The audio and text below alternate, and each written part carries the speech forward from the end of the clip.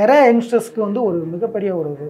எனக்கு வந்து டயலாக் தேவையில்லை. ஏன்னா இப்போ என் கூட வந்த 8 பேருமே வந்து எனக்கு டயலாக் இல்லை, எனக்கு சீன்ஸ் இல்லை, இதில் இப்போ நடிக்கிறதுக்கு எனக்கு ரொம்ப கஷ்டமாக இருக்குது அப்படின்னு 8 பேருமே போயிட்டாங்க. ஆனாலும் கடைசி வரைக்கும் ஒரே ஆளாக இருந்து ஃபுல்லாக டீமோட ட்ராவல் பண்ணி இப்போ பாலகாசன், பாஸ்கர் அப்படின்னு ஒரு 2 கேரக்டர் நீங்கள் பார்த்துருக்கீங்க. ஆனால் அது இந்த மூமெண்ட் நடக்கல அப்படின்னாலும் நீங்கள் தொடர்ந்து ஆமாம், இந்த மூமெண்ட் நடக்கலனாலும் இந்த படத்தில் எனக்கு சீக்வன்ஸ் எதுவுமே இல்லை. இந்த படம் 4 வருஷம் ட்ரை பண்ணிட்டேன். 4 வருஷம் ட்ரை பண்ணி ஒன்றுமே இல்லை, சீன் இல்லை, டைலாக் இல்லை அப்படின்னா கூட அடுத்த படத்துலேயும் நான் ட்ரை பண்ணேன். ஏன்? எனக்கு வெற்றிமாறன் சார் வாத்தியாரை வந்து அரெஸ்ட் பண்ணி கூட்டு போகிறோம், ஜீப்பில் கூட்டு போகிறோம். ஒரு எஸ்ஐ இருக்கார், வேல்முருகன் எஸ்ஐ அப்படின்ற ஒருத்தர் இருக்கார். இப்போ பாலா, பாஸ்கர் 2 போலீஸ் ஆஃபீஸர் இருக்காங்க. சென்டரில் அவர் உட்கார வைக்கணும். இப்போ இடையில ஒருத்தர் சின்னதாக ஒல்லியாக ஒரு பையன் வேணும் அப்படின்னு. அப்போது மணிமாறன் சார் பார்த்தாங்க, சுற்றி பார்த்தாங்க, யார் ரொம்ப நம்ம நான் இப்போ அந்த சீன் எடுக்க கேமராலாம் ஃபிக்ஸ் பண்ணிகிட்டு இருக்காங்க. ஃபிக்ஸ் பண்ணிவிட்டு அந்த இடத்துல இப்போ கரெக்டாக துப்பாக்கி வச்சுட்டு என்ன நமக்கு ஏதாவது சீன் வரும் அப்படின்னு சொல்லி வெயிட் பண்ணிட்டு இருந்தேன். அப்போ கரெக்டாக பார்த்து மணிமாறன் சார் இந்த வைரமுத்து நீ உள்ளே ஏறா அப்படின்னு உள்ளே ஏறி உட்காந்த அந்த மூமெண்ட்டில் இருந்து தான் லைஃப் பயங்கர சேஞ்ச். நீங்கள் கிரவுண்டில் அவரை பார்த்துருப்பீங்க ஷூட்டிங் ஸ்பாட்டில். அவர் அப்போ எப்படி இருப்பார்? நாங்கள் ஒரு சில மேக்கிங் வீடியோலாம் பார்க்குறப்ப அங்கேருந்து ஏதோ விகடன்லேயோ ஏதோ ஒரு வீடியோவில் அங்கேருந்து வாடா வாடா வாடா வாடா அப்படின்னு கத்துறதுலாம் பயங்கர ஃபயராக இருப்பாங்க. சார் வந்து ஷூட்டிங் ஸ்பாட்டில் வந்துட்டாங்கன்னா பயங்கர ஃபயர் தான். எல்லாமே அவங்களுக்கு கரெக்டாக இருக்கணும். அம்மா என்ன சொன்னாங்க? வீட்டில் பார்த்தாங்க, எல்லாம் பார்த்தாங்க, ரொம்ப சந்தோஷப்பட்டாங்க. ஏதோ பண்ணிட்டடா, இத்தனை வருஷம் போயிட்டு ஏதோ ட்ரை பண்ணிட்டடா, நல்லா பண்ணிட்டடா அப்படின்னு. இந்த இடத்துக்கு வர்றதுக்கு கிட்டத்தட்ட 8 வருஷம் ஆயிடுச்சு. 8 வருஷம் உழைப்பு. 8 வருஷம் உழைப்பு வந்து அந்த ஃப்ரேமில் நீங்கள் ஒரு க்ளோஸ்அப் ஷாட் இருக்கும். க்ளோஸ்அப் ஷாட்டில் நான் மட்டும்தான் டைலாக் பேசியிருக்கேன். அந்த தேட்டர் ஹோல் சீனில் நான் மட்டும்தான் இருப்பேன். பார்க்கும்போது பயங்கர ஆயிடுச்சு. அனைவருக்கும் வணக்கம். சமீபத்தில் வெளியான விடுதலை 2 அப்படின்ற திரைப்படம் எல்லா ஆடியன்ஸுக்கும் பிடித்த மாதிரி ஒரு படமாக அமைஞ்சிருக்கு. குறிப்பாக வந்து ஒரு வாழ்வியலை காட்சிப்படுத்துதில் வெற்றிமாறன் அவர்களுடைய பங்கு அப்படின்றது இந்த படத்தில் ரொம்ப அருமையாக இருந்துச்சு.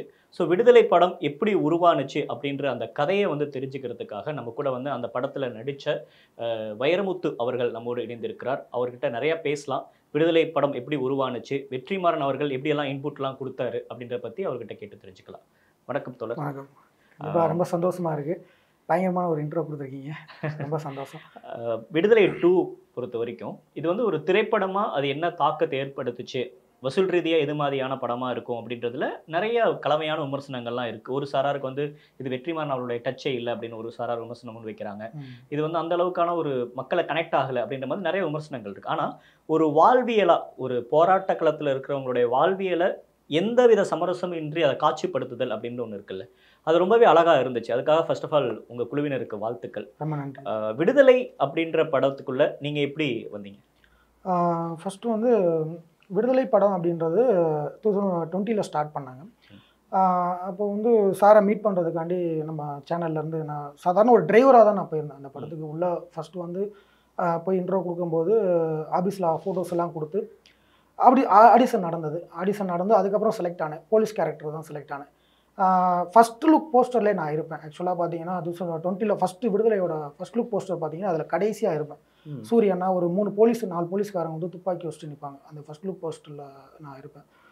அங்கே இருந்து தான் ட்ராவல் பண்ணது. ஃபஸ்ட்டு இந்த படம் ஸ்டார்ட் ஆனது வந்து சத்தியமங்கலம் ஃபாரஸ்ட்டில் தான் ஸ்டார்ட் ஆச்சு. அதுக்கப்புறம் அங்கே வந்து சரியான லொக்கேஷன் சரியாக அமையலை அப்படின்றப்ப வந்து சிறுமலை செலக்ட் பண்ணாங்க. அந்த சத்தியமங்கலம் இதில் தான் பாரதி ராஜா. ஆமாம், அதில் தான் அவங்க வந்திருந்தாங்க. அதுக்கப்புறம் விஜய் சேதுபதி அண்ணா அவங்க உள்ளே வந்ததுக்கப்புறம் கதை இன்னும் லென்த் ஆச்சு.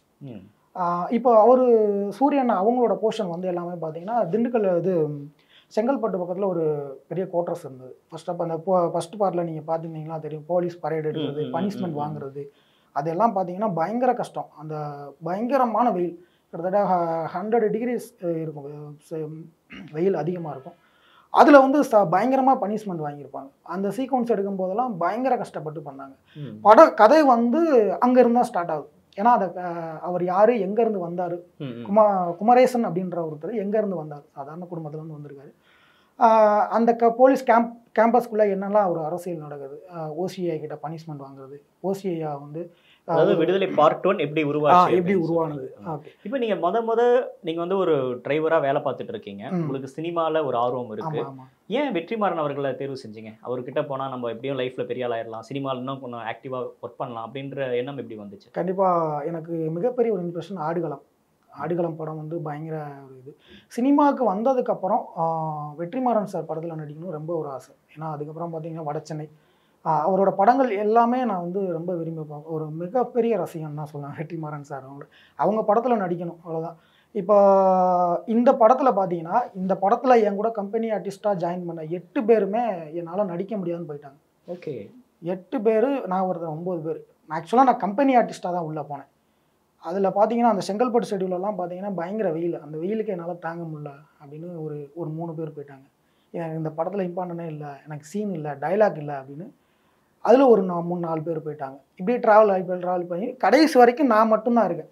இப்போ வேலூர்லேருந்து அந்த ஃபஸ்ட் பார்ட்டில் பார்த்தீங்கன்னா வேலூர்லேருந்து ஒரு டீம் வந்தாங்க போலீஸ். அவங்க வந்து ரியல் போலீஸ், ஹோம் கார்ட்ஸ்ன்னு சொல்லுவாங்க, ரியல் போலீஸ். அவங்க கூட சேர்ந்து ட்ராவல் பண்ண ஆரம்பித்தேன். கடைசியாக இருந்த ஒருத்தனும் என்னால் முடியலை, இதுக்கு மேலே என்னால் இந்த படத்தில் ட்ராவல் பண்ண முடியாது அப்படின்னு அவனும் போயிட்டான். கடைசி வரைக்கும் கிட்டத்தட்ட 4 வருஷம் ஃபுல்லாக ட்ராவல் பண்ணி இந்த டீமோட இருந்து கடைசி வரைக்கும் இருந்தேன். என்னோடய குறிக்கோள் என்னென்னா எனக்கு வந்து சாரோட படத்தில் நடிக்கணும், அவ்வளோதான். வேறு எனக்கு அந்த சீன்ஸ் இருக்குது, டைலாக் இருக்குது, அதெல்லாம் எனக்குமே தேவை. சாரோட படத்தில் ஒரு சின்ன ஃப்ரேமில் வந்தாலும் எனக்கு ஓகே தான். அதுதான் என்னோட இது. இப்போ பார்த்தீங்கன்னா அந்த போன 8 பேருமே இப்போ கால் பண்ணி படம் பார்த்துட்டு இப்போ கால் பண்ணி வருத்தப்படுறாங்க, மிஸ் பண்ணிட்டோமே அப்படின்னு. இந்த படத்தில் பார்த்தீங்கன்னா அந்த கேம்பஸ்குள்ளே இருக்கிறது, அங்கே இருக்கிறது, அப்புறம் போலீஸில் அந்த பரேட் எடுக்கிற சீன்லாம் வந்து பார்த்தீங்கன்னா நிறைய பேர் பண்ண முடியாமல் அந்த 8 பேருமே போயிட்டாங்க. கடைசி வரைக்கும் ட்ராவல் பண்ணி இங்கேருந்து ட்ராவல் பண்ணி சிறுமலை போனாங்க. சிறுமலை போனதுக்கப்புறம் தான் பயங்கர சேலஞ்சிங்காக இருந்தது. பார்த்தீங்கன்னா இப்போ கேமரா வச்சு ஷூட் பண்ணிக்கிட்டு இருப்போம், திடீர்னு மழை பெய்யும், திடீர்னு பனி வரும், திடீர்னு வந்து மழை ரொம்ப ஓவராக பெஞ்சதுன்னு வச்சுக்கோங்க, பிரேக் விட்ருவாங்க. அந்த மாதிரி சவால்லாம் பயங்கரமாக இருக்கும். கிட்டத்தட்ட கீழே இருந்து மலையிலேருந்து நாங்கள் ஷூட்டிங் ஸ்பாட் போகிறதுக்கே கிட்டத்தட்ட 1 hour 2 hours ஆகிடும். ஓகே. 1 hour 2 hours ஆகிடும். அங்கே டெய்லியும் எத்தனை மணிக்கு ஷூட்டிங் ஸ்டார்ட் ஆகும்? காலையில் ஈவினிங் வந்து நார்மல் கல்ச்சர் தான் 9 o'clock ஸ்டார்ட் பண்ணுவாங்க. அப்படியே கண்டினியூஸாக போய்கிட்டே இருக்கும், ஷூட் போய்கிட்டு இருக்கேன். ஒவ்வொரு டிபார்ட்மெண்ட்டு இப்போ உங்களுக்கு முடிஞ்சுன்னா நீங்கள் ரூம் போகலாம் அப்படின்னு சொல்லி வண்டி கொடுத்துருவாங்க, நாங்கள் வந்து அங்கேருந்து வந்துடுவோம். ஆனால் கண்டினியூஸாக ஷூட் போய்கிட்டே தான் இருக்கும். அந்த படத்தில் பார்த்தீங்கன்னா அந்த ஊருக்காரங்க ஷூட்டிங் ஸ்பாட்டுக்கு வந்தவங்க கிட்டத்தட்ட பார்த்தீங்கன்னா ஒரு டெய்லி ஒரு 600-700 பேருக்கு சமைப்பாங்க. சமைச்சு இங்கேருந்து சாப்பாடு மேலே வந்து வண்டியில் வந்துக்கிட்டே இருக்கும். ஒவ்வொரு பொசிஷனுக்கும் இப்போ காலையில் காலை மத்தியானம் நைட்டு இப்படி 3 வேளையும் வண்டி வந்துக்கிட்டே தான் சாப்பாடு தனி என்ன ப்ரொடக்ஷன் இதாக இருந்தாலும் பயங்கர சவாலாக இருந்தது. இப்போ உங்களுக்கு முத எப்படி வாய்ப்பு வந்துச்சு? எனக்கு முதல்ல வாய்ப்பு வந்தது அசுரனில் வாய்ப்பு வந்தது. நல்ல கேள்வி கேட்டீங்க, கரெக்டான கேள்வி கேட்டீங்க. எனக்கு முதல்ல 2019 வந்து அசுரனில் தான் ஃபஸ்ட்டு வாய்ப்பு கிடச்சிது. பார்த்தீங்கன்னா ஃப்ளாஷ்பேக்கில் தனுஷ் சார் கூட சின்ன வயசு போர்ஷனில் அந்த ஒரு ஃப்ளாஷ்பேக்கில் அவர் கூட அந்த கல்யாணம் பொண்ணு பார்க்க போவாங்க. ஓகே. அதில் பார்த்தீங்கன்னா ஒரு 3 பேர் நிற்போம். அதில் தனுஷ் சார் கூட பக்கத்தில் நிற்பேன். அதுதான் என்னோட முதல் வாய்ப்பு. முதல்ல வெற்றிமாறன் சார் அவங்க ஆஃபீஸில் வந்து ஃபோன் வந்தது பயங்கர எக்ஸைட்டிங்காக இருந்தது. வாழ்க்கையில் ஏதோ ஒன்று சாதிச்சிட்டோம் அப்படின்னு. இப்போ நீங்கள் பேசுகிறப்ப சொல்லியிருந்தீங்க இல்லையா, சென்னையில் வந்து நம்ம இருக்கிறது அப்படின்றதே ஈஸி கிடையாது. நம்மள மாதிரி ஊரில் இருந்து வரவங்களுக்கு கண்டிப்பாக அதுவும் சினிமா கனவுகளோட வரோம் அப்படின்னா அது அவ்வளோ எளிதாலாம் இருக்காது. நம்ம நிறையா போராடணும், நிறையா இழக்கணும். நீங்கள் வெற்றிமாறன் அவர்களை நேரில் சந்திச்சு முதல்ல நீங்கள் பேசின வார்த்தைகள்னு ஒன்று இருக்கும்ல, இல்லை அவர் உங்ககிட்ட ஏதோ ஒன்று சொல்லியிருப்பார்ல, பார்க்கலாம்பா அப்படின்னு ஏதோ ஒன்று சொல்லியிருப்பார்ல, அந்த நாள் நான் கண்டிப்பாக புதிய தலைமுறை சேனல்லேருந்து தான் நான் ஒரு இன்டர்வியூக்காக டிரைவராக தான் போயிருந்தேன். ஆக்சுவலாக டிரைவராக போயிருந்தேன். இன்டர்வியூ எடுத்து முடிச்சோன்னே சார் இந்த மாதிரி உங்கள் படத்தில் நடிக்கணும்னு ரொம்ப ஆசை சார். அவர் சிம்பிளாக சார் சொல்லிட்டாங்க, ஆஃபீஸில் ஃபோட்டோ கொடுத்து ஃபாலோ பண்ணுங்கள் அப்படின்ட்டு போயிட்டாங்க. அதுக்கப்புறம் போயிட்டு ஆஃபீஸில் கொஞ்சம் ஃபோட்டோஸ்லாம் எடிட் பண்ணி கொடுத்து கிட்டத்தட்ட அந்த அசுரன் பட வாய்ப்பு வர்றதுக்கு கிட்டத்தட்ட 6 மாதமாக ஆஃபீஸ் போயிட்டு வந்திருக்கேன். 6 மாதம் அப்பப்போ சார் வந்து போயிட்டு ஃபர்ஸ்ட் ஆஃப் வந்து பார்த்தீங்கன்னா அசுரன் வந்து அங்கே வந்து ஷூட் பண்ணிக்கிட்டு இருந்தாங்க, கோவில்பட்டியில் அந்த சைட்லாம் ஷூட் பண்ணிக்கிட்டு இருந்தாங்க. அப்போத்துலேருந்தே ட்ரை பண்ண ஆரம்பித்ததுக்கப்புறம் கடைசியாக கிளைமேக்ஸ் வந்து சென்னையில் ஷூட் பண்ணாங்க. அந்த செட்டு போட்டு எடுத்தாங்க. கிளைமேக்ஸ் அந்த சின்ன வயசு போர்ஷன் வந்து இங்கே சென்னையில் வந்து செட்டு போட்டு எடுத்தாங்க. செட்டு போட்டு எடுக்கும்போது அந்த வாய்ப்பு வந்து எனக்கு அங்கேருந்து தான் ஸ்டார்ட் ஆச்சு. ஆஃபீஸில் வந்து கொடுத்ததுக்கப்புறம் அதுக்கப்புறம் ஷூட்டிங் ஸ்பாட் நீங்கள் போயிருப்பீங்க இல்லையா, முதல்ல பார்த்துருப்போம் ஷூட்டிங் ஸ்பாட் இதுதான் அப்படின்னு அந்த பார்த்துருப்போம், கேமரா எல்லாமே பார்த்துருப்போம். அவர் வந்து டைரக்ட் பண்ணிட்டு இருப்பார் வெற்றிமாறன் சார் எல்லாமே. நீங்கள் சொல்லியிருந்தீங்க அவரோட ஒரு படத்தில் நடிச்சதா கூட போதும் அப்படின்னு. பக்கத்தில் இருந்து அவரை பார்த்துருப்பீங்கல்ல, அப்போ எப்படி உங்களுக்கு ஃபீல் ஆச்சு? பயங்கர எக்ஸைட்டிங். முதல்ல அசுரன் செட்டில் தான் நான் வந்து வெற்றிமாறன் சார் அவங்கள பார்த்தேன். பார்க்கும்போதே ஃபஸ்ட் டைம் பார்க்கும்போதே பயங்கர ஒரு ஃபயர் இருந்தது. அண்ட் அதை தாண்டி உள்ளுக்குள்ள ஒரு மிகப்பெரிய பயம் இருந்தது. பெரிய டைரக்டர்ஸ் அண்ட் ஆடுகளும் பண்ணியிருக்காங்க, நிறையா படம் பண்ணியிருக்காங்க, பொல்லாதம் பண்ணியிருக்காங்க. ஏன்னா சாரை பார்க்கும்போது உள்ளுக்குள்ள ஒரு பயம் இருந்துக்கிட்டே இருக்கும். இப்பயும் சார்கிட்ட பக்கத்தில் இருந்தாலே பேச்சு வராது. அந்த அளவுக்கு உள்ள ஆனால் அவங்க சார் வந்து எப்போவுமே கேஷுவலாக இருப்பாங்க, ரொம்ப அமைதியாக இருப்பாங்க. அவங்ககிட்ட நம்ம போய் ஏதாவது கேள்வி கேட்டோன்னா கூட தயங்காமல் கொஞ்சம் பதில் சொல்லுவாங்க. கேட்டிருக்கீங்களா அப்படி? அந்த ஒரு சீக்வன்ஸ்லாம் என்னை ஷூட் அவுட் பண்ணும்போதெல்லாம் சாரே கூப்பிட்டு சொன்னாங்க, வைரமுத்து வாடா அப்படின்னு மைக்கில் கூப்பிட்டாங்க. கூப்பிட்டு இந்த மாதிரி கரெக்டாக பண்ணிடு அப்படின்னு. கரெக்டாக பண்ணோன்னே ஒரே டேக்கில் பண்ணேன். ஒரே டேக்கில் பண்ணோன்னே வெரி குட் அப்படின்னாங்க மொத்த யூனிட்டுக்கு முன்னாடி. அது உண்மையிலே பெரிய அவார்டு. வெரி குட் அப்படின்றது சார்கிட்ட வந்து யாரும் வாங்க முடியாது பாராட்டு. அவ்வளோ சீக்கிரத்தில் கிளைமேக்ஸில் உங்களே சுடுவாங்க. ஆமாம், சேத்தன் சார் சொல்லுவாங்க. அது ஒரே டேக்கில் பண்ணேன். ஒரே டேக்கில் பண்ணோன்னே மைக்கில் மானிட்டர் முன்னாடி பார்த்துட்டு சூப்பர் வெரி குட் அப்படின்னாங்க. உண்மையிலே பெரிய விஷயம். ரூம் போயிட்டு பயங்கரமாக எக்ஸைட்டிங்காக அழுதேன். சாதிஷ்டம் அப்படின்னு. ஏன்னா அது உண்மையே சொல்ல முடியாது, ரொம்ப எமோஷனலாக அன்னைக்கு ஃபுல்லாக பயங்கர எமோஷனலாக இருந்தேன். அது ஒரு நல்ல அனுபவம் தான் எனக்கு வாழ்க்கையில் கிடைச்ச அனுபவம். சினிமாவுக்கு வந்து ட்ரை பண்ண ஆரம்பித்ததுலேருந்து சர்வே பண்ணுறது அப்படின்னு ஒன்று இருக்குது. பார்த்தீங்கன்னா சென்னையில் சர்வே பண்ணுறது தான். சினிமாவுக்கு ட்ரை பண்ணிவிட்டு சாதாரணமாக ஒரு கிராமத்துலேருந்து வந்து சினிமாவில் சர்வே பண்ணுறது ரொம்ப கஷ்டம். அதுக்காக தான் சும்மா டிரைவிங் மாதிரி அந்த மாதிரி ஆக்டிங்லாம் போய் ட்ரை பண்ணிக்கிட்டு இருந்தது. இப்போவும் நான் டிரைவிங் போய்கிட்டு தான் இருக்கேன். ஃப்ரீயாக இருந்தீங்கன்னா டிரைவிங்லாம் போய் என்னோட கன்வென்ஸ்க்கு எனக்கு ஏற்ற மாதிரி என்னோட இது பண்ணிக்கிடுவேன். அதே மாதிரி சினிமா ஷூட்டிங் போயிட்டு அதில் எல்லாம் ஓரம் கட்டிட்டு ஷூட்டிங்க்கு கரெக்டாக போயிடுவேன். அதுதான் இப்போ. ஏன்னா ரெண்டையுமே நம்ம இது பண்ணணும். நம்மளோட வாழ்வியலையும் பார்க்கணும், வீட்டுக்கு பணம் அனுப்பணும். கிராமத்துலேருந்து வந்தேன் அப்படின்னா இப்போ ஒரு எல்லா மிடில் கிளாஸ் பசங்களுக்கும் இருக்கிற ஒரு இயக்கம் தான் எனக்கும். ரொம்ப அது இயக்கம். ஏதாவது ஒரு வாழ்க்கையில் ஏதாவது ஒரு பாயிண்ட் கிடைச்சிடாதா, நம்ம ஏதாவது ஒன்று சாதிச்சிருவோமா அப்படின்னு எல்லா மிடில் கிளாஸ் பசங்களுக்கு இருக்கிற மாதிரி தான் எனக்கும் அந்த ஒரு இயக்கம். அது வெற்றிமாறன் சாருக்கு அவங்களுக்கு தான் நான் ரொம்ப நன்றி சொல்லணும். அவங்க டீமுக்கும் நான் ரொம்ப நன்றி சொல்லணும். ஏன்னா இப்போ நிறைய பேர் வந்து வெற்றிமாறன் சார் ஆஃபீஸில் ஃபோட்டோ கொடுத்துட்டு வெயிட் பண்ணிட்டு இருப்பாங்க. சரி, ஏதோ ஒரு படம் சின்னதாக ரோல் வந்தால் கூட போதும் சார், ஃபேஸை காமிச்சா கூட போதும் சார் அப்படின்னு. கிட்டத்தட்ட ஒரு தோராயமாக வச்சுக்கோமே, ஒரு 2000 பேர் கொடுத்துருப்பாங்களா, அதில் உங்களை நீங்கள் சூஸ் பண்ணி அசுரனில் வர சீன் ஆகட்டும், இப்போ விடுதலையில் அத்தனை பேர் இருந்தாலும் அதில் நீங்கள் வந்து சர்வைவல் ஆகி உங்களை ஃப்ரேமில் வச்சு அது முக்கியமான கிளைமேக்ஸில் ஒரு முக்கியமான டைலாக்கும் உங்களுக்கு அந்த படத்தில் வந்து வச்சிருப்பார்ல, அந்த ஒரு தருணத்தை நீங்கள் எப்படி பார்க்குறீங்க? உண்மையிலே இது எப்படி இப்போ வேல்ராஜ் சார் இருக்காங்க அப்படின்னா அவங்களுக்கும் எனக்கு நல்ல பழக்கம். அவங்களோட யூனிட்லலாம் இப்போ நான் ஒர்க் பண்ணும்போதெல்லாம் நிறைய பழக்கம்.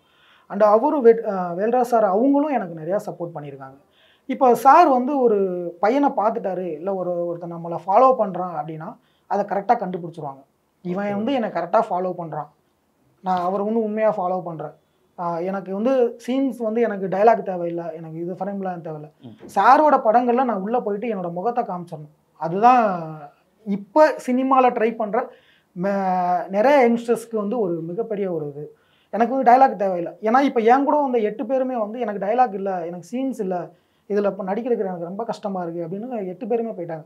ஆனாலும் கடைசி வரைக்கும் ஒரே ஆளாக இருந்து ஃபுல்லாக டீமோட ட்ராவல் பண்ணி இப்போ பாலகாசன் பாஸ்கர் அப்படின்னு ஒரு 2 கேரக்டர் நீங்கள் பார்த்துருப்பீங்க. பாலான்னு சொல்லி கடைசியில் கிளைமேக்ஸ் சொல்லுவார், பாலா சுட்ரா அப்படின்னு சொல்லி பாலா குமரே சார், நீங்கள் 2 பேர் மட்டும் அமைதியாக இருக்கீங்க. ஆமாம், தமிழ் சார் சொல்லுவார். ஆமாம், தமிழ் சார் சொல்லுவார். அவங்க 2 பேரும் கேரக்டர் ஆர்டிஸ்ட்டு. நான் வந்து கம்பெனி ஆர்டிஸ்ட்டாக செலக்ட் பண்ணி அவங்களோட ஃபுல்லாக ட்ராவல் பண்ணி படம் ஃபுல்லாக ட்ராவல் பண்ணி கடைசியில் போய் கிளைமேக்ஸில் போயிட்டு அவங்க கூட ஜாயின் பண்ணிக்கிறேன். அந்த ஃபாரஸ்ட்டுக்குள்ளே ட்ராவல் பண்ணுறது வந்து அதுக்கு வந்து நான் மணிமாறன் சார் அவங்களுக்கு தான் மிகப்பெரிய நன்றி சொல்லணும். இங்கேருந்து ஷூட் பண்ணுறதுக்கு போயிட்டு இப்போ வாத்தியாரை வந்து அரெஸ்ட் பண்ணி கூப்பிட்டு போகிறோம், ஜீப்பில் கூப்பிட்டு போகிறோம். ஒரு எஸ்ஐ இருக்கார், வேல்முருகன் எஸ்ஐ அப்படின்ற ஒருத்தர் இருக்கார். இப்போ பாலா பாஸ்கர் 2 போலீஸ் ஆஃபீஸர் இருக்காங்க. சென்டரில் அவரை உட்கார வைக்கணும். இப்போ இடையில ஒருத்தர் சின்னதாக ஒல்லியாக ஒரு பையன் வேணும் அப்படின்னு. அப்போது மணிமாறன் சார் பார்த்தாங்க, சுற்றி பார்த்தாங்க, யார் ரொம்ப நாளாக ஃபாலோ பண்ணிகிட்டு இருக்கா, யார் கரெக்டாக பண்ணுவாங்க. நான் இப்போ அந்த சீன் எடுக்க கேமராலாம் ஃபிக்ஸ் பண்ணிகிட்டு இருக்காங்க. ஃபிக்ஸ் பண்ணிவிட்டு அந்த இடத்துல இப்போ கரெக்டாக துப்பாக்கி வச்சுட்டு என்ன நமக்கு ஏதாவது சீன் வரும் அப்படின்னு சொல்லி வெயிட் பண்ணிக்கிட்டு இருந்தேன். அப்போ கரெக்டாக பார்த்து மணிமாறன் சார், வைரமுத்து நீ உள்ளே ஏறுறா அப்படின்னு உள்ளே ஏறி உட்காந்த அந்த மூமெண்ட்டில் இருந்து தான் லைஃப் பயங்கர சேஞ்ச். ஏன்னா வாத்தியாரை அரெஸ்ட் பண்ணிட்டாங்க. அரெஸ்ட் பண்ணி இப்போ கேம்பஸ்லேருந்து உள்ளே கூட்டு போய் பாதுகாப்பான இடத்த கூட்டு போகணும். அப்போ இன்னொரு போலீஸ் வேணும் அப்படின்றப்போ அந்த இடத்துல வந்து உட்கார வச்சாங்க. உட்கார வச்சோன்னே பயங்கர எக்ஸைட்மெண்ட். என்னோட லைஃப் வந்து அந்த இடத்துல இருந்து தான் ஸ்டார்ட் ஆச்சு. கூப்பிட்டதுல இருந்து லைஃப் சேஞ்ச். அந்த வாய்ப்பு அப்படி தான் வந்தது. ஏன்னா நான் வந்து சாரை உண்மையாக ஃபாலோ பண்ணுறேன். கிட்டத்தட்ட 5 இயர்ஸ்க்கு மேலே அசுரன் டைமில் இருந்து 2019 ஸ்டார்டிங்கில் இருந்து இப்போ வரைக்கும் நான் சாரை வந்து கரெக்டாக ஃபாலோ பண்ணி அவங்களோட ஆஃபீஸும் அவங்களோட டீமோட நான் கரெக்டாக ட்ராவல் பண்ணி போயிட்டுருக்கேன். அது உண்மையிலே எனக்கு வாழ்க்கையில் கிடைச்ச ஒரு மிகப்பெரிய பாக்கியம் தான் சொல்லணும். ஆக்சுவலாக இப்போ நீங்கள் இவ்வளோ ட்ராவல் பண்ணி வந்திருக்கீங்கல்ல, ம், ம். அந்த தருணத்தில் மணிமாறன் அப்படின்ற ஒருவர் வந்து யாரோ ஒரு சின்ன பையன் வேணுமே அப்படின்றப்ப உங்களை கை நீட்டி வா அப்படின்னு கூப்பிட்டுருக்காங்க. ஒருவேளை அப்படி கூப்பிடல அப்படின்னாலும் நீங்கள் இன்னும் அதே பேஷனோட இருந்திருப்பீங்களா? கண்டிப்பாக. ஆமாம். எனக்கு இப்போ நான் அதான் சொல்லியிருந்தேன்ல, ஆரம்பத்தில் ஒன்று சொல்லியிருந்தேன். 8 பேர் வந்திருந்தாங்க. அவங்க எல்லாமே போயிட்டாங்க. நான் கடைசி வரைக்கும் நான் இருந்தேன். எனக்கு ஃபஸ்ட்டு பார்ட்டில் வந்து ஒரு சின்ன டயலாக் இருந்தது. சூரியனாவை கூட நீங்கள் ஃபஸ்ட்டு பார்ட் பார்க்கும்போது ஒரு மலைக்கு மேலே ஏறி போவாங்க. ஒருத்தர் போலீஸ் ஆஃபீஸரும் சூரியனாவும் மலைக்கு மேலே ஏறி போவாங்க. ஆக்சுவலாக அந்த சீனுக்கு முன்னாடி வந்து நானும் சூரியனாவும் வந்து ஒரு எவிடன்ஸை காட்டுறதுக்காண்டி நான் சூரியனாவை வந்து நான் கூட்டிகிட்டு போகணும். நான் வந்து டிவி பெட்டி ஓட்டுவேன், அவர் பின்னாடி உட்காந்துருப்பார். கூட்டிகிட்டு போய் அவர் அடையாளம் காட்டுறதுக்காண்டி கூட்டிகிட்டு போவோம். ஸோ அங்கேருந்து ஸ்டார்ட் ஆகிற மாதிரி இருந்துச்சு. ஸோ அந்த சீன் வந்து கட் ஆயிடுச்சு. அதுலேருந்து கட் ஆகி தான் அந்த மலைக்கு ஃபஸ்ட்டு பார்ட்டில் மலைக்கு மேலே போவாங்க. மேலே போயிட்டு அதுக்கப்புறம் தான் அந்த கதை ஸ்டார்ட் ஆகும். இப்போ செகண்ட் பார்ட்டில் பார்த்தீங்கன்னா ஃபஸ்ட்டு பார்ட்டில் கடைசி லீடு கொடுத்துருப்பாங்க. நான் லீடில் இருந்திருப்பேன். அந்த பாறை மேலே ஃபஸ்ட்டு ஒரு பாறை மேலே உட்காந்துருப்பாங்க. உட்காந்து கேள்வியெல்லாம் கேட்பாங்க. எனக்கு வந்து உண்மை தெரியணும் அப்படின்றப்போ சொல்கிறப்போ சேத்தன் சார் சொல்லுவார், நான் அந்த டிரைவர் ரகுவை நான் தான் சுட்டேன் அப்படின்னு சொல்லி. அங்கேருந்து அந்த போர்ஷனில் இருந்தால் செகண்ட் பார்ட்டுக்கு லீடு அங்கேருந்து தான் வந்தது. ஆமாம். ஏன்னா காட்டுக்குள்ளே வாத்தியாரை எப்படி அரெஸ்ட் பண்ணாங்க, வாத்தியாரோட வாழ்வியல் எப்படி இருந்துச்சு, அவர் சின்ன வயசில் வந்து எப்படி இருந்தார், எப்படி வளர்ந்தார், எப்படி மக்கள் படை தலைவனாக ஆனார் அப்படின்றது ஒரு ஃப்ளாஷ்பேக் இருந்தது. அந்த இதில் பார்த்தீங்கன்னா அந்த மஞ்சு வாரியர் மேம் அவங்களுக்கு கல்யாணம் ஆனது, அவங்களோட போர்ஷன். அதே மாதிரி சின்ன வயசு போர்ஷனில் கென் இருந்திருப்பார். அவர் சொல்லியிருப்பார், என்னோட தொடக்கம் வந்து கென் தான் அப்படின்னு சொல்லியிருப்பார். கருப்பன் அப்படின்ற ஒரு கேரக்டர் தான் என்னோட தொடக்கம் அப்படின்னு சொல்லியிருப்பார். இப்போ ஃப்ளாஷ்பேக் முடிஞ்சதுக்கப்புறம் வந்து பார்த்தீங்கன்னா சேத்தன் சார் வராரு. சேத்தன் சார் தான் வந்து இப்போ இந்த உண்மையெல்லாம் தெரிஞ்சு போச்சுன்னா கண்டிப்பாக நடவடிக்கை எடுப்பாங்கன்னு ஒவ்வொருத்தராக கொல்ல பார்ப்பார். கடைசியில் அந்த வேல்முருகன் இசையை கொல்லும் போது கரெக்டாக சூரி சார் பார்த்துருவார். அந்த கிளைமேக்ஸ் நல்லாயிருக்கும். இந்த நீங்கள் கேட்ட மாதிரி முதல்ல நீங்கள் கேட்ட மாதிரி இந்த மொமெண்ட்டு வந்து எனக்கு எப்படி அமைஞ்சதுன்னா மணிமாறன் சார் அவங்களுக்கு மிகப்பெரிய நன்றி சொல்லணும். ஆனால் அது நடக்கல அப்படின்னாலும் நீங்கள் ஆமாம், இந்த மொமெண்ட் நடக்கலைனாலும் இந்த படத்தில் எனக்கு சீக்வன்ஸ் எதுவுமே இல்லை. இந்த படம் 4 வருஷம் ட்ரை பண்ணிட்டேன். 4 வருஷம் ட்ரை பண்ணி ஒன்றுமே இல்லை, சீன் இல்லை, டைலாக் இல்லை அப்படின்னா கூட அடுத்த படத்துலையும் நான் ட்ரை பண்ணுவேன். ஏன்? எனக்கு வெற்றிமாறன் சார் அவ்வளோதான். அந்த வெற்றிமாறன் சார் அவங்க படத்தில் நடிக்கணும், அதுதான் என்னோட எய்ம், அதுதான் என்னோட குறிக்கோள். அதாவது சினிமாவில் திரையில வரோமா வரலையா அதை தாண்டி சினிமான்றது எனக்கு வெற்றிமாறன் சார் ஆஃபீஸில் இருக்கணும், அவ்வளோதான். வெற்றிமாறன் சார் ஆஃபீஸில் இருக்கணும், அவங்க டீமோட ட்ராவல் பண்ணணும், அதுதான் எனக்கு இம்பார்ட்டன்ட். மற்றபடி எனக்கு சீன்ஸு டைலாக்ஸு இதெல்லாம் எனக்கு எதுவுமே தேவையில்லை. இந்த படத்தில் எனக்கு ஒன்றுமே இல்லாமல் போயிருந்தா கூட, நீங்கள் கேட்ட மாதிரி ஒன்றுமே இல்லாமல் போயிருந்தா கூட நான் ஹாப்பியாக இருந்திருப்பேன். ஆக்சுவலாக நான் ஃபஸ்ட்டு பார்ட்டில் ஒரு சீன்ஸ்லாம் வந்துட்டேன், போலீஸ் இப்போ அந்த கேம்பஸ்லலாம் இருக்க மாதிரி வந்துட்டேன். இதுலேயும் நான் இருந்திருப்பேன். டைலாக் இல்லைனாலும் எனக்கு பெருசாக இல்லை. ஏன்னா எனக்கு வந்து வெற்றிமாறன் சார் அப்படின்ற அவங்களோட டீமோட ட்ராவல் பண்ணணும். அந்த அளவுக்கு எனக்கு வந்து வெற்றிமாறன் சார் ரொம்ப பிடிக்கும். வெற்றிமாறன் சார் அவர்களை அவங்க பேட்டி மூலியமாவோ இல்லை அவருடைய திரைப்படங்கள் மூலியமாவோ அவர் எப்படியெல்லாம் ஒர்க் பண்ணுறாரு, அந்த கம்யூனிட்டி ஷாட்லாம் எப்படி எடுக்கிறாரு, ஒவ்வொரு கதையும் எங்கே உருவாகுது அப்படின்றத அவர் எவ்வளோ ரிசர்ச் பண்ணுறாரு அப்படின்றத எங்களுக்கு பார்க்குறப்ப புரிஞ்சுக்க முடியுது. நீங்கள் கிரவுண்டில் அவரை பார்த்துருப்பீங்களா ஷூட்டிங் ஸ்பாட்டில்? அவர் அப்போ எப்படி இருப்பேன்? நாங்கள் ஒரு சில மேக்கிங் வீடியோலாம் பார்க்குறப்ப அங்கேருந்து ஏதோ விகடன்லேயோ ஏதோ ஒரு வீடியோவில் அங்கேருந்து வாடா வாடா வாடா வாடா அப்படின்னு கத்துறதுலாம் பயங்கர ஃபயராக இருப்பாங்க. சார் வந்து ஷூட்டிங் ஸ்பாட்டில் வந்துட்டாங்கன்னா பயங்கர ஃபயர் தான். எல்லாமே அவங்களுக்கு கரெக்டாக இருக்கணும். இப்போ சார் வர்றாங்க அப்படின்னா, சார் ஷூட்டிங் ஸ்பாட்டுக்கு வர்றாங்கன்னா 1 hour 2 ஹவர்ஸ்லேருந்து 3 ஹவர்ஸ்க்கு முன்னாடியே ஒர்க்கு நடந்துக்கிட்டு இருக்கும். கரெக்டாக வந்து கண்டினியூட்டி வந்து அதில் வந்து அசிஸ்டன்ட் டைரக்டர்ஸ் அவங்கெல்லாம் பயங்கர தீயாக இருப்பாங்க, பயங்கர மைண்டூட்டாக இருக்கும். ஏன்னா இவ்வளோ பெரிய டைரக்டர்ஸ் கிட்ட அவங்க இருக்காங்க அப்படின்னா பயங்கர ஃபயராக இருப்பாங்க. அதே மாதிரி அவங்க வந்து புத்தகம் நிறையா படிப்பாங்க. சாரும் நிறையா புத்தகம் படிப்பாங்க. அதே மாதிரி ஷூட்டிங் ஸ்பாட்லேயுமே நடக்கும். ஷூட்டிங் ஸ்பாட்லேயே ஃப்ரீயாக இருந்தாங்க. ஷூட்டிங் ஸ்பாட்லாம் ரூமில் போயிட்டு புக்ஸ் நிறையா படிப்பாங்க, நிறையா ரிசர்ச் பண்ணுவாங்க. பண்ணி தான் ஒவ்வொரு ஷாட்டும் வந்து நுணுக்கமாக இருக்கணும். அது இல்லை அப்படின்னா மறுபடியும் ரீஷூட் வைப்பாங்க. எனக்கு இந்த சீன் வரல, இது எடுத்தது வரல அப்படின்னா, கரெக்டாக வரலன்னா எடிட்டிங் பார்த்துட்டு மறுபடியும் அதே லொக்கேஷனில் அதே ஷூட் பண்ணுவாங்க, மறுபடியும் ஷூட் பண்ணுவாங்க. அது கரெக்டாக வர்ற வரைக்கும் பர்ஃபெக்டாக இருக்கணும். சாருக்கு வந்து அந்த ஒர்க்கு வந்து ரொம்ப மைண்ட்ரூட்டாக இருக்கணும். சார் ஒவ்வொரு சீனும், ஒவ்வொரு சீக்வன்ஸும், ஒவ்வொரு டைலாக்கும் கரெக்டாக மைண்ட்ரூட்டாக பண்ணுவாங்க. இவ்வளோ பெரிய இடத்துல இருக்காங்க, கண்டிப்பாக அதெல்லாம் இவ்வளோ. ஏன்னா அவர் ஒவ்வொரு டைமும் பேசுகிறப்ப சொல்லுவார், வெற்றிமாறன் இவ்வளோ பெரிய படம் பண்ணிட்டாங்க அப்படி இப்படிதான் சொல்றாங்க. அதுக்கெல்லாம் இல்லை, என்னோட டீம் தான் காரணம் அப்படின்னு. கிட்டத்தட்ட அந்த டீம்ல நீங்களும் வசூலனது டிராவல் பண்ணிருக்கீங்க அப்படின்னு. நம்ம ஆர்டிஸ்டா ட்ரை பண்ணோம். டீமுக்கும் டைரக்டர்ஸ்க்கும் இருக்கக்கூடிய அந்த கெமிஸ்ட்ரி ரொம்ப முக்கியம் இல்லையா? அது எப்படி அவங்க அதை கேரி ஆன் பண்ணிட்டே இருக்கிறாரு சார்? அது இப்போ என்ன நீங்கள் சொன்ன மாதிரி கெமிஸ்ட்ரி அப்படின்னா, சார் வந்து என்ன சொன்னாலும் அதை கரெக்டாக பர்ஃபெக்டாக பண்ணிடுவாங்க. ரெண்டாவது என்னன்னா சார் என்ன நினைக்கிறாங்க அப்படின்றத நினைக்கிறதுக்கு முன்னாடி இவங்க அசிஸ்டன்ட் டைரக்டர்ஸ் அவங்க கரெக்டாக புரிஞ்சுக்குவாங்க. ஓகே. எனக்கு இந்த சீக்வன்ஸுக்கு இந்த இடம்லாம் இதெல்லாம் இப்படி இருக்கணும், இப்படி இருக்கணும்னு சொல்லி சார் சொல்லிட்டு போயிடுவாங்க. அதுக்கப்புறம் ஆர்ட் டைரக்டர் சார் அவங்க டீம் ஒர்க் இருக்கும். அதுக்கப்புறம் கண்டினியூட்டி, நீங்கள் சொன்ன மாதிரி கண்டினியூட்டி ஒவ்வொரு மைண்ட் செட்டுக்கும் ஒவ்வொரு ஆர்டிஸ்ட்டுக்கும் வந்து தனித்தனியாக ஃபோட்டோஸ் வச்சுருப்பாங்க. இந்த கண்டினியூட்டி கரெக்டாக இருக்கணும் அப்படின்னு காஸ்டியூமில் இருந்து எல்லாமே பர்ஃபெக்டாக பண்ணுவாங்க. இப்போ ஸ்டில் ராபர்ட் சார் பார்த்தீங்கன்னா அவர் தான் ஃபுல்லாமே கிட்டத்தட்ட அசுரன் அதுக்கு முன்னாடி இருக்க படங்கள் கூட சார் கூட ரொம்ப வருஷமாக ட்ராவல் பண்ணி வராங்க ஸ்டில் ராபர்ட் சார். அவங்க காஸ்டியூம் விஷயத்தெல்லாம் பயங்கர பர்ஃபெக்டாக இருப்பாங்க. என்ன யாருக்கு என்னென்ன காஸ்டியூம் கொடுக்கணும், கண்டினியூட்டி என்ன இருக்குது, அதெல்லாம் கரெக்டாக மெயின்டைன் பண்ணுவோம். ஸோ ஒரு டீமாக வந்து சாருக்கு வந்து எந்த ப்ரெஷரும் பண்ண மாட்டாங்க. கரெக்டாக அவங்க சொல்கிறோம் சார் எனக்கு இந்த இதெல்லாம் வேணும்னு சொல்லிட்டு போயிடுவாங்க. ஒரு டீமாக வந்து சாருக்கு வந்து எந்த ஒரு ப்ரெஷருமே கொடுக்க மாட்டாங்க. இந்த ஷூட்டிங் ஸ்பாட்டில் கிட்டத்தட்ட 4 வருஷம் அப்படின்றப்ப ஏதோ ஒரு தருணத்தில் சார் ரொம்ப கோவப்பட்டிருக்காரா? பார்த்துருக்கீங்களா அப்படி கோவப்பட்டு? இப்போ கோவப்பட்ட நீங்கள் சொன்ன மாதிரி ஒரு வாரம் செய்யும். ஏன்னா இது வந்து இல்லை செய்கிற வேலை இல்லை, ஒரு பெரிய ஒரு டீமாக வேலை செய்யும்போது இப்போ ஒரு வாத்தியார் வந்து நம்மளை கோவப்பட்டு திட்டுறாங்க அப்படின்னா நன்மைக்கு தானே திட்டுவாங்க, யார் கேட்டால் திட்ட மாட்டாங்கல்ல. அந்த மாதிரி தான் சார் வந்து என்ன கோபமாக இருந்தாலும் சரி இப்போ அடுத்த ஒரு 5 நிமிஷத்துல கூல் ஆகிடுவாங்க.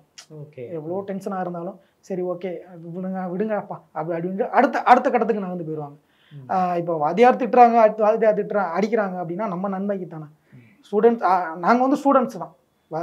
வாத்தியார் சேதன் அவங்க கூட சொல்லியிருப்பாங்க, இந்த படத்தோட உண்மையான வாத்தியார் வந்து வெற்றிமாறன் சார் அவங்க. இப்போ நீங்கள் பக்கத்துல இருந்து விஜய் சேதுபதியை பார்த்துருப்பீங்க, பக்கத்துல இருந்து சூரிய பார்த்துருப்பீங்க இல்லையா? அந்த தருணம்லாம் எப்படி இருந்துச்சு? பயங்கர ரொம்ப எளிமையாக இருப்பார் விஜய் சேதுபதி அண்ணா வந்து, ரொம்ப பயங்கர எளிமையாக இருப்பாங்க. பார்த்தீங்கன்னா ஷூட்டிங் ஸ்பாட்டில் நடந்துக்கிட்டு இருக்கோம். ப்ரொடக்ஷன்லேருந்து தண்ணி கொண்டு வரதுக்கு லேட் ஆகும். ஏன்னா அவங்க உள்ள கேமராலாம் தாண்டி அந்த லொக்கேஷனுக்கு வரதுக்காக சாரோட அசிஸ்டண்ட் விஜய் சேதுபதி அண்ணா அவங்களோட அசிஸ்டண்ட்லாம் வந்து பக்கத்துலேயே நிற்பாங்க. கூல்ட்ரிங்க்ஸ் குடிச்சிட்டே இருப்பார். கூல்ட்ரிங்க்ஸ் குடிச்சு இந்தாடா குடிக்கிறியாடா குடிடா அப்படின்னு.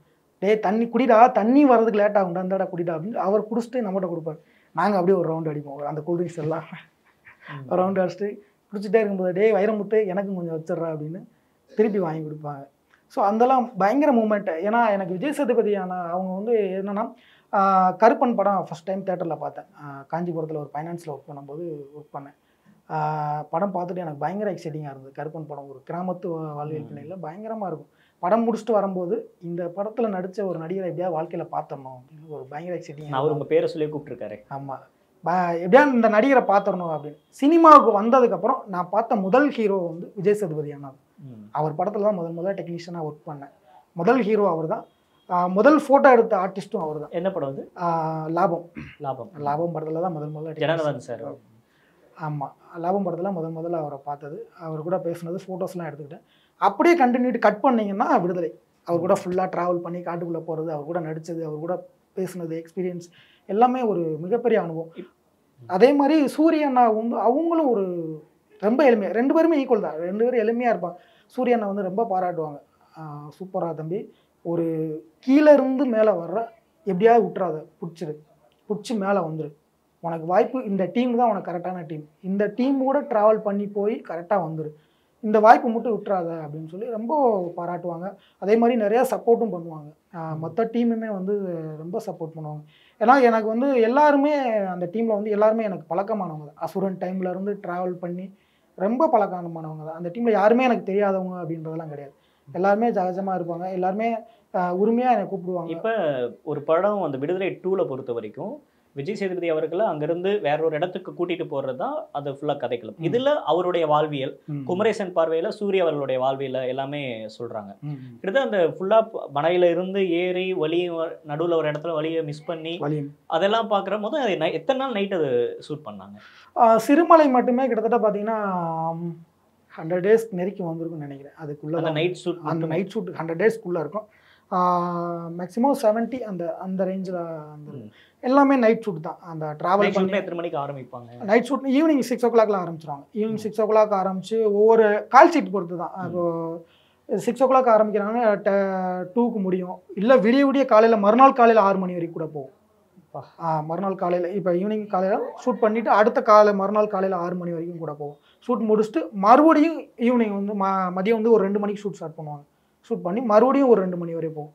கண்டினியூஸாக ஷூட் போய்கிட்டே தான் இருக்கும், எடுத்துக்கிட்டே இருப்பாங்க. சார் எடுத்து நீங்க அந்த காஸ்டியூம் போட்டு அப்படியே நின்றுக்கிட்டே இருக்கணும், கண்டி ட்ராவல் ஆகிட்டு கண்டினியூ ட்ராவல் ஆகிட்டு இருக்கணும். இப்போ பார்த்தீங்கன்னா எங்களுக்கு கீழே ரூம் வந்து கீழே கொடுத்துருப்பாங்க. இப்போ மழை பெஞ்சு வண்டி யூனிட் எல்லாமே மாட்டிக்கிறோம். அங்கேருந்து ட்ராவல் பண்ணி கொஞ்சம் பக்கத்து ஏரியாவுக்கு பக்கத்து ஊருக்கு நடந்து வந்துட்டோம்னா அங்கேருந்து எங்களுக்கு ட்ராவல்ஸ் கொடுத்துருவாங்க. கீழே ரூம் போயிட்டு ஃப்ரெஷ்ஷப் ஆகிட்டு அதே மாதிரி பயங்கர சேலஞ்சிங்காக இருந்தது. நீங்கள் சொன்ன மாதிரி ஃபிசிக்கலாக ரொம்ப மென்டல் ஸ்ட்ரென்த்தோட ஃபிசிக்கல் ஸ்ட்ரென்த் ரொம்ப முக்கியமாக ரொம்ப ஸ்ட்ரென்த். ஏன்னா அங்கே இருக்க எல்லா விஷப்பூச்சியுமே இருக்குது. பயங்கர அட்டைக்கடி இருக்கும், அட்டைக்கடி உண்ணி. ஒரு ஷாட்லாம் நீங்கள் பார்த்தீங்கன்னா அந்த டைலாக் பேசி போகும்போதெல்லாம் அந்த சீன்ஸ்லாம் எடுக்கும்போது பார்த்தீங்கன்னா அந்த இடத்த சுற்றி பயங்கரமாக உப்பு மஞ்சள் தூள்லாம் கொட்டி அந்த அட்டை இல்லாமல் வர்றதுக்கு இருக்கும். ஷாட் நடிச்சுக்கிட்டே இருப்போம், உள்ள காலுக்குள்ளே ஏறி அந்த அட்டைப்பூச்சி கடிச்சிக்கிட்டே இருக்கும். கடிச்சு பார்த்தீங்கன்னா காலெல்லாம் வீங்கி காலிலேருந்து ரத்தம் வந்துக்கிட்டே இருக்கும். அந்த அட்டைப்பூச்சிலாம் கடிச்சா அந்த அட்டைப்பூச்சி உண்ணி அதோட எஃபெக்ட் எல்லாம் கிட்டத்தட்ட பார்த்தீங்கன்னா ஒரு 6 மாதத்துக்கு எனக்கு இருந்தது. அப்போ அந்த அட்டைப்பூச்சி உண்ணியெல்லாம் கடிச்சு அதோட எஃபெக்ட் எனக்கு பயங்கர இதுவாக இருந்தது. எல்லாம் எனக்கு மட்டும் இல்லை, எல்லாத்துக்குமே இருந்தது, எல்லாத்துக்குமே. இப்போ பார்த்தீங்கன்னா ஷூட் முடிச்சுட்டு காஸ்டியூம்லாம் மாற்றிட்டு போயிடுவோம், ரூமில் போய் படுத்துருப்போம். படுத்துட்டு காலையில் எழுந்திரிச்சு பார்த்தா பெட்ஷீட் எல்லாம் பிளட்டாக இருக்கும். ஐயோ. ஆமாம், ஏன்னா அது நம்ம அட்டைப்பூச்சி நம்ம எடுத்தா கூட அது நம்ம உடம்புல 1-2 எங்கேயாவது ஒட்டிக்கிட்டே தான் இருக்கும். டயர்ட் அந்த நெருக்கமா காட்டணும் அப்படின்றதுக்காக தான் அவ்வளோ ரிஸ்க் இருந்தாலும் அந்த இடத்துல போய் எடுக்கிறாங்க. ஆமாம் ரிஸ்க். ஏன்னா அந்த இடத்துல எல்லா பூச்சியுமே இருக்குது, எல்லா விஷப்பூச்சியுமே இருக்குது.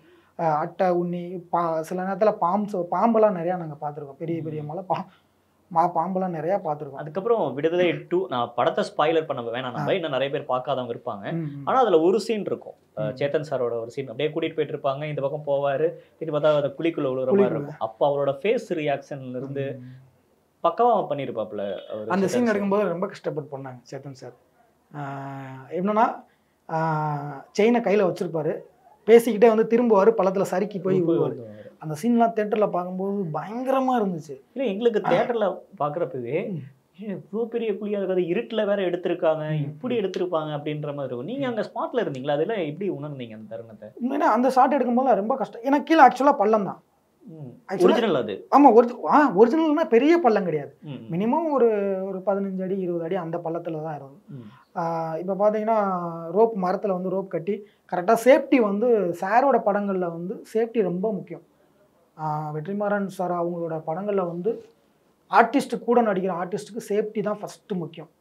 அது இல்லை அப்படின்னா ஷூட் பண்ண மாட்டாங்க. சேஃப்டி வந்து ரொம்ப ரொம்ப முக்கியம். சார் வந்து சேஃப்டிலாம் எல்லாம் கரெக்டாக இருக்கீங்களா, அந்த ஹில்ஸ் எல்லாம் அந்த வண்டி ஃபஸ்ட்டு படத்தில் பார்த்தீங்கன்னா கடைசி கிளைமேக்ஸில் பார்த்தீங்கன்னா அந்த பாலிங்க அதெல்லாம் பார்த்தீங்கன்னா கிட்டத்தட்ட ஒரு 3 days ஷூட் பண்ணாங்க. அது வந்து ஒரிஜினல் பள்ளம். அந்த கடைசி கிளைமேக்ஸில் பார்க்குறீங்கல்ல, அதெல்லாம் அண்டர் கிரவுண்டில் பார்த்தீங்கன்னா கிட்டத்தட்ட ஒரு பெரிய மலை, அந்த மலை கீழே பார்த்தீங்கன்னா ஒரு ஆனால் அது எப்படி பாசிபிள்? ஒரு பக்கம் இவர் யாரும் இறங்கக்கூடாது, சேஃப்டி இருக்குது. ஏன்னா ஃபைட்டர்ஸ் வந்து அந்த அளவுக்கு பயங்கர கஷ்டப்பட்டுருப்பாங்க. அந்த கிளைமேக்ஸில் அந்த ஜீப் ஃபாலிங் ஆகும் பார்த்தீங்களா, அது வந்து ஒரிஜினல் பள்ளம். அந்த படத்தில் பார்க்குறது எல்லாமே ஒரிஜினல், கடைசி கிளைமேக்ஸில் பார்க்குறதுலாம் ஒரிஜினல். அதுக்கப்புறம் அந்த படத்தில் நாங்கள் பெஸ்ட்டாக பார்த்து மேக்கிங் வீடியோ பார்த்துருப்பீங்க, நீங்கள் மேக்கிங் வீடியோலாம் பார்த்துருப்பீங்க. அந்த ஃபைட்டு நிறையா யூடியூப் சேனல்ஸ்லாம் விட்டுருந்தாங்க. பயங்கர அந்த ஃபைட்டர்ஸ் வந்து அதில் அந்த சீன்ஸில் எடுக்கும் போதெல்லாம் பயங்கர கஷ்டப்பட்டு தான் பண்ணாங்க. இப்போ நீங்கள் படத்தில் நடிச்சுட்டு வெளியே வந்து ஃபர்ஸ்ட் நாள் தேட்டரில் படத்தை பார்த்துருப்பீங்க இல்லையா, அப்போ எப்படி இருந்துச்சு உங்களுக்கு? உங்கள் வீட்டில் இருக்கவங்க பார்த்துட்டு என்ன சொன்னாங்க உங்ககிட்ட? அதுக்கப்புறம் இன்னொரு கேள்வி கூடுதலாக கேட்டுறேன், இவங்களோட ஆக்டிங்லாம் பார்க்குறப்ப சூப்பராக நடிச்சிருக்காங்கல்ல அப்படின்னு நீங்கள் யாரை நினச்சிங்க? ஃபஸ்ட்டு நீங்கள் கேட்டீங்க ஃபஸ்ட் டைம் தேட்டரில் பார்க்கும்போது எப்படி இருந்துச்சு அப்படின்னு. தேட்டரில் பார்க்கும்போது கண்ணெல்லாம் கலங்கிச்சு. எவ்வளோ நாள் உழைப்பு இல்லையா? உண்மையிலே ரொம்ப அழுதுட்டேன் நான்லாம். ஏன்னா அந்த ஃபஸ்ட் டைம் தேட்டரில் ஸ்க்ரீனில் முகத்தை பார்க்கும்போதுலாம் இப்போ கண்ட்ரோல் பண்ணியிருக்கேன், ரொம்ப அழுகக்கூடாது. அம்மா என்ன சொன்னாங்க வீட்டில்? பார்த்தாங்க, எல்லாம் பார்த்தாங்க, ரொம்ப சந்தோஷப்பட்டாங்க. ஏதோ பண்ணிட்டடா, இத்தனை வருஷம் போயிட்டு ஏதோ ட்ரை பண்ணிட்டடா, நல்லா பண்ணிட்டடா அப்படின்னு. தேட்டரில் என் முகம் மட்டும்தான் இருக்கணும், தேட்டர் ஸ்க்ரீனில் என்னோடய முகம் மட்டும்தான் இருக்கணும், நான் தான் இருக்கணும். இந்த இடத்துக்கு வர்றதுக்கு கிட்டத்தட்ட 8 வருஷம் ஆயிடுச்சு. 8 வருஷம் உழைப்பு. அழுதுட்டேன். 8 வருஷம் உழைப்பு வந்து அந்த ஃப்ரேமில் நீங்கள் ஒரு க்ளோஸ்அப் ஷாட் இருக்கும், க்ளோஸ்அப் ஷாட்டில் நான் மட்டும்தான் டைலாக் பேசியிருப்பேன். அந்த தேட்டர் ஹோல் ஸ்க்ரீனில் நான் மட்டும்தான் இருப்பேன். பார்க்கும்போது பயங்கர எக்ஸைட்டிங்காக இருந்து அந்த டைலாக் பேசுகிறப்ப அந்த இப்போ கிராமத்துல இருந்து வரவங்க பேசுற ஒரு வார்த்தை இருக்கும்ல, ஜூனியர் ஆர்டிஸ்ட் படிச்சு நடிச்சிருந்தா கூட அவங்க வந்து அந்த டயலாக் வந்து அவங்க ஒரு மாடுலேஷன்ல உட்பட்டு அவங்க ஒரு ஸ்டைல பேசியிருப்பாங்க. ஆனா நீங்க பேசுறப்ப அந்த கிராமத்து வாசனை இருந்துச்சு. நார்மலா ஒரு அரசாங்கத்தை நம்பி ஒருத்தன் வந்து வராங்க. ஆனா அவங்க வந்து ஏமாற்றப்படுறாங்கன்றத உங்க குரல்ல அது தெரிஞ்சிருக்கும். அந்த டயலாக் நான் லாஸ்டா உங்ககிட்ட வந்து கேட்கணும்னு நினைக்கிறேன். அதுக்கு முன்னாடி யாரோட வசனம்லாம் ரொம்ப பிடிச்சிருந்துச்சு உங்களுக்கு படத்துல? பிடிச்சது வந்து எனக்கு வந்து சேதனா அவங்களோட வசனம் தான். ஏன்னா ஃபஸ்ட்டு இதில் போயிருந்தீங்கன்னா மஞ்சு வாரியர் மேம் ஒரு பேசியிருப்பாங்க. இங்கே இருக்கிற இப்போ இருக்கிற ஞாயிற்றுக்கிழமை லீவில் இருந்து போனஸில் இருந்து எல்லாமே வந்து இன்றைக்கி கிடைக்கிற எல்லா சலுகையுமே பல பேர் காணா பணமாக இருந்து கிடைச்ச ஒரு சலுகை தான். நீங்கள் எவ்வளோ பெரிய இடத்துல இருக்கீங்க அப்படின்ற மாதிரி ஒரு குளிச்சுக்கிட்டே ஒரு சீன் கேட்பாங்க. குளிச்சுட்டே ஒரு சீன் கேட்பாங்க. இப்படியே வந்தாலும் போலீஸ்காரன் மக்களுக்காக இவ்வளோ போராடுறானா மக்கள் உன்னை எப்படி வச்சிருக்காங்க அப்படின்னு அந்த சீன் ரொம்ப டச்சிங்காக இருந்தது. உண்மையிலே பயங்கர டச்சிங்காக இருந்தது. அதே மாதிரி கிஷோர் சாரோட டைலாக்ஸ்லாம் நிறையா அந்த நெல் அறுவடை பண்ணுவாங்கல்ல, கூலி உழைப்பை பற்றி பேசியிருப்பாங்க. அது உண்மையிலே ரொம்ப டச்சிங்காக இருந்தது. கிஷோர் சார் கொல்லும் போதெல்லாம் பயங்கர இதுவாக இருக்கும். இப்படி ஒரு தலைவரை வந்துட்டு மக்களுக்காக போராடின ஒரு தலைவரை வந்து கொண்டுட்டாங்க அப்படின்னு. அதில் விஜய் சேதுபதி சார் வந்து ஒரு ரொம்ப எமோஷ்னலாக பேசியிருப்பாங்க. அந்த அவரோட பாடியை வச்சு ரொம்ப ஒரு எமோஷ்னலாக பேசியிருப்பாங்க. அது எனக்கு ரொம்ப டச்சிங்காக இருந்தது. அதே மாதிரி இப்போ நீங்கள் போலீஸ் நாங்கள் ட்ராவல் பண்ணுற டைமில் பார்த்தீங்கன்னா இன்னொரு டைலாக் இருக்கும். ஒரு ரோட்டில் போய்கிட்டு இருக்கோம், 5 பேர் இருக்காங்க, இன்னொரு பக்கம் ஒரு ஆள் இருக்காங்க, யார் மேலே வண்டி ஏற்றுவீங்க? இப்போ 5 பேரை காப்பாற்றுறதுக்கு ஒருத்தர் மேலே வண்டி ஏற்றலாம்னு சொல்லி பாலா சொல்லுவார். அது உங்கள் அம்மாவாக இருந்தால், அது உங்கள் அம்மாவாக இருந்தால், உங்கள் காதலியாக இருந்தால், உங்கள் குடும்பத்தில் ஒருத்தராக இருந்தால் எப்படி நான் கொள்றதுக்கு மனசு வரும் அப்படின்றது அந்த சீக்வன்ஸு ரொம்ப டச்சிங்காக இருந்தது. அதுக்கப்புறம் என்னோட சீக்வன்ஸ் பேசும்போது அது வந்து உண்மையான ஒரு ரியல் சம்பவத்தில் வந்து நடந்தது. நிலக்கரி சுரங்கம் பார்த்தீங்கன்னா அது வந்து உண்மையாக ஒரு சம்பவம் நடந்த சம்பவம். அந்த சீனை இப்போ மறுபடியும் ரீக்ரியேட் பண்ணலாம் நினைக்கிறேன். ஓகே விஜய் சேதுபதி டக்குன்னு நீங்கள் சொன்னோடனே உங்களை திரும்பி பார்ப்போம். ஆமாம். இப்போ ஸ்க்ரீன் ஃபுல்லாக உங்கள் ஃபேஸ் மட்டும்தான் இருக்கும். ஆமாம். அந்த வசனம் எங்களுக்காக பேசி காட்டுங்களேன். இப்போ புரியுதுங்கய்யா. கொஞ்சம் வருஷத்துக்கு முன்னாடி அதிகாரிகள்லாம் வந்து எங்கள் நிலக்கரி சுரங்கம் தோன்றதுக்கு எங்கள் ஊரில் உள்ள நிலத்தெல்லாம் கேட்டாங்க. பாதி பேர் கொடுக்க ஒத்துக்கிட்டாங்க, மீதி பேர் கொடுக்கல. அவங்களெல்லாம் போலீஸை வச்சு அடித்து நிலத்தை எழுதி வாங்கிட்டாங்க அப்படின்றக்கும். அதை தாண்டி நிறைய பேர்த்துக்கு வந்து வேலை கொடுக்குறேன்னு சொல்லியிருந்தாங்க, பாதி பேர்த்துக்கு தான் கொடுத்தாங்க, அதுவும் பெர்மனன்ட் இல்லை. ஓகே அப்படின்றப்ப திரும்பி விஜய் சேதுபதி கரெக்ட் அப்படின்ற மாதிரி இப்போ இந்த டைலாக் பேசிகிட்டு இருக்கப்பவே சோசியல் மீடியாவில் வந்து அப்படி கட் பண்ணால் அசுரனோட கிளைமேக்ஸில் ஒரு வசனம் வரும், நிலம் இருந்தா பிடிங்க அப்படின்னு. அந்த ரெண்டுமே கனெக்ட் ஆச்சு. நீங்க படிப்பை மட்டும் நம்ம கிட்ட இருந்து எடுத்துக்க முடியாது. ஓகே அதுவுமே நிலம் இருந்தா பிடிங்கிறவங்க படிப்பை மட்டும்தான் நம்ம கிட்ட இருந்து எடுத்துக்கவே முடியாது. அதே மாதிரி அசுரனில் பார்த்தீங்கன்னா கடைசியாக தனுஷார் வந்து ஜெயிலுக்கு போகிறப்போ ஒரு ஸ்மைல் பண்ணிட்டு போவார். அதுக்கு முன்னாடி ஒரு வசனம், நமக்கு பண்ணதா திருப்பி அவனுங்களுக்கு ஒரு அதிகாரத்துக்கு வந்ததுக்கப்புறம் அவனுங்க நமக்கு பண்ணதை நம்ம அவனுங்களுக்கு பண்ணக்கூடாது அப்படின்னு. அது ரொம்ப டச். ஆனால் கிளைமேக்ஸில் விடுதலை 2 அப்படி இல்லையே. கம்யூனிசம் பேசுகிற யூனியன் வேணும்னு பேசுகிற தமிழ் சார் கிளைமேக்ஸில் அவர் பண்ண ஒரு விஷயம்ன்றது இப்போ நீயுமாப்பா அப்படின்ற மாதிரில இருக்கு. ஏன்னா இப்போ ஆக்சுவலாக அந்த சீன்ஸ் பார்க்குறீங்கன்னா தமிழனா வந்து அவங்க ஷூட் பண்ணுறாங்க அப்படின்னா அவர் வர்றதுக்கு அடுத்த நாள் இன்னொரு அதிகாரி வரப்போறாரு. அந்த அதிகாரி வந்து பிடிச்சிட்டு போயிடுவாங்க, நம்ம வாங்கிக்கலாம் அப்படின்ற ஒரு மைண்ட் செட்டில் தான் பண்ணியிருப்போம். அதனால தான் என்ன பண்ணுவேன், இப்போ ஷூட் அவுட் பண்ணும்போது சூரி சார் வந்து ஒரு மாதிரி ஒரு எமோஷனலாக திரும்பி பார்ப்பாங்க. யாருங்கய்யா சுடுறதுன்னு அந்த வசனம்லாம் அதெல்லாம் இருந்து யாருங்கய்யா சுடுறது, யாரை காப்பாற்றுறதுக்கு யார் கையில் துப்பாக்கி கொடுத்துருக்காங்கன்னே தெரியல. அது வேல்முருகன் இசை வந்து சொல்லுவார், ஷூட் பண்ணுறா யாருங்கய்யா சுடுறது அப்படின்ட்டு. அதெல்லாம் ரொம்ப எமோஷனலாக இருந்தது. இந்த டைலாக்லாம் அசிஸ்டன்ட் டைரக்டர் சொல்லி கொடுப்பாங்களா? ஆமாம். இப்போ பெரிய ஆர்டிஸ்ட் வந்து இருக்காங்கன்னா விஜய் சேதுபதி சார், சூரி சாருக்கு அவங்களுக்குலாம் வந்து டைலாக் வந்து ஸ்பாட்டில் வந்தோடனே சார் வந்து எக்ஸ்பிளைன் பண்ணி இப்படி இருக்கு. சார் சொல்லி கொடுக்குற ஸ்டைலை பார்த்துருக்கீங்களா? பயங்கரமாக இருக்கும். சார் நடிப்பாங்க, நடிச்சு காட்டுவாங்க. மேக்கிங் வீடியோலாம் பார்த்தீங்கன்னா நடிச்சு பார்த்துருப்போம். அவர் அந்த ஷார்ட் சொல்றது அதெல்லாம் பார்த்துருப்போம். பட் நீங்கள் பக்கத்துல இருந்து பார்த்துருப்பீங்களா? அது எப்படி பயங்கர செட்டிங் சார் நடிச்சு காட்டுவாங்க. அவங்க சார் நடிக்கிறதுல நம்ம ஒரு 10% கூட பண்ண முடியும். சார் வந்து அவ்வளோ இதாக இருக்கும். இப்போ ஃபஸ்ட்டு சீன்லாம் பார்த்தீங்கன்னா அந்த போலீஸை வந்து ஒரு கிராமத்தில் வந்து கூப்பிட்டு வந்து அடிக்கிற சீன்ஸாக இருக்கட்டும், அடிப்பாங்க, லேடிஸ் எல்லாம் கூப்பிட்டு கொடுமைப்படுத்துவாங்க. அதில் வந்து ஒரு போலீஸ் வந்து பாலகாசன் வந்து எப்படி நடிக்கணும் அப்படின்றத மற்ற ஆர்டிஸ்ட்டுங்களுக்கெல்லாம் சொல்லி கொடுத்தாங்க. அப்போ வந்து அந்த டம்மியாக லத்தியில் வந்து போலீஸ் ஒரு பாலகாசனை வச்சு அடிக்க வச்சாங்க. அடிடா பரவாயில்ல அடிடா சார். அடிக்கும்போது சார் எப்படி சார் உங்களை அடிக்கிறது அப்படின்னு பாலகாசன் என் ஃப்ரெண்டு தான் சொல்லியிருப்பா, எப்படி சார் உங்களை அடிக்க, சும்மா ஆடுறா அப்படின்னு சொல்லி சார் வந்து அந்த லத்தியை வச்சு அடி வாங்கியிருப்பாங்க, அடிச்சு இப்படி தான் நடிக்கணும் அப்படின்னு சொல்லி பவானி ஸ்ரீ அவங்களுக்குலாம் அந்த சீன்ஸ் எல்லாம் எக்ஸ்பிளைன் பண்ணியிருப்பாங்க. அதை நான் பக்கத்துல இருந்து பார்த்துருக்கேன். ஏன்னா இப்போ நான் ஆக்சுவலாக நடிக்கிறாங்க அப்படின்னா நடிங்கப்பா அப்படின்ட்டு ஓகே இந்த மாதிரி சீக்வன்ஸில் இப்படி இருக்குது நடிங்க அப்படின்ட்டு சொல்லிடலாம். ஆனால் பட் ரியலாக அடி வாங்கி தான் அடி வாங்கி எக்ஸ்பிளைன் பண்ணி அதை பயங்கரமாக சொல்லி கொடுத்துருப்பாங்க சார். சார் நடிக்கிறதுல வந்து ஒரு 10% கூட நமக்கு நடிக்க முடியாது, அவ்வளோ எக்ஸ்பீரியன்ஸ். ஒரு பெரிய நடிகர் இருக்கு. ஆமாம். இப்போ நீங்கள் மேக்கிங் வீடியோவில் பார்த்தீங்கனாலே இருக்கும், நிறையா சீக்வன்ஸ்லாம் நடிச்சு காமிச்சிருப்பாங்க. சார் பயங்கரமாக நடிப்பாங்க. ஓவராலாக அந்த விடுதலை உங்களுக்கு என்ன வாழ்க்கை மீதான ஒரு அனுபவத்தை கொடுத்துருக்கு? நல்ல கேள்வி. வாழ்க்கையை வந்து கண்டிப்பாக ஓரளவுக்கு கண்டிப்பாக நம்ம நம்பிக்கையோட போராடணும் அப்படின்னா என்னைக்கா ஒரு நாள் சக்ஸஸ் கிடைக்கும். அது எனக்கும் தெரியாது எத்தனை வருஷம் ஆனாலும் ஆகணும். இப்போ எனக்கு 7 வருஷம் ஆயிடுச்சு தேட்டரில் என் முகத்தை பார்க்குறதுக்கு. 7 வருஷம் ஆயிடுச்சு. இன்னும் ஒரு 3 வருஷம் இல்லை ஒரு 4 வருஷம் ட்ரை பண்ணாலும் இன்னும் ஒரு படி மேலே போகலாம் அப்படின்றது நம்பிக்கை. அண்டு ரெண்டாவது என்னென்னா பயங்கர ஃபேமிலி சைடில் இருந்து பயங்கர ப்ரெஷர் இருக்கும். ஆனால் இது கொஞ்சம் கம்மியாக இருக்கும். இப்போ ஓரளவுக்கு நம்பிக்கை வந்துருச்சு ஃபேமிலியில் இருக்கிறவங்களுக்கு. ஜெயிச்சிருவான், பையன் ஜெயிச்சிருவான். 7 வருஷமாக கேள்வி மேலே கேள்வி. என்னடா பண்ணுற படம் நடிக்கிற என்னடா ஒரு சீனும் பார்க்கலடா. இப்போ தேட்டரில் பார்த்துட்டு எல்லாமே பயங்கர எக்ஸைட்டிங். அம்மாலாம் அழுதுட்டாங்க. இப்போ இதுக்கப்புறம் என்ன ப்ராஜெக்ட் கையில் வச்சுருக்கீங்க சொல்லணும்னா சொல்லலாம்? இல்லை, இப்போ 2-3 ப்ராஜெக்ட் போய்கிட்டு இருக்கு. அது அபிஷியலாக அனௌன்ஸ்மெண்ட் பண்ணதுக்கப்புறம் கண்டிப்பாக சொல்லலாம்னு நினைக்கிறேன். ஏன்னா அதுக்கு முன்னாடி நம்ம சொல்லக்கூடாது. ஓகே, விடுதலை படத்தை நாங்கள் திரையில் பார்த்துருப்போம். மேக்கிங் வீடியோவோ இல்லை வெற்றிமாறன் சாரோட இன்டர்வியூ, விஜய் சேதுபதி அவர்களோட இன்டர்வியூ மூலியமாக கேட்டிருப்போம். ஆனால் ஒரு களத்தில் கிட்டத்தட்ட உங்களோட ஒரு 1/2 hour ட்ராவல் பண்ண மாதிரியான ஒரு உணர்வுகள் இருந்துச்சு. அங்கே என்னென்ன நீங்கள் சொன்ன எல்லா விஷயங்களும், எல்லா நுணுக்கமான விஷயங்களும் ரொம்பவே பிடிச்ச மாதிரி இருந்துச்சு. நிறைய விஷயங்கள் பகிர்ந்துக்கிட்டீங்க. கேட்டோன்னே டக்குன்னு வந்து இன்டர்வியூக்கும் வந்தீங்க. நேரம் கொடுத்தமைக்கு நன்றி. தேங்க்யூ. ரொம்ப நன்றி.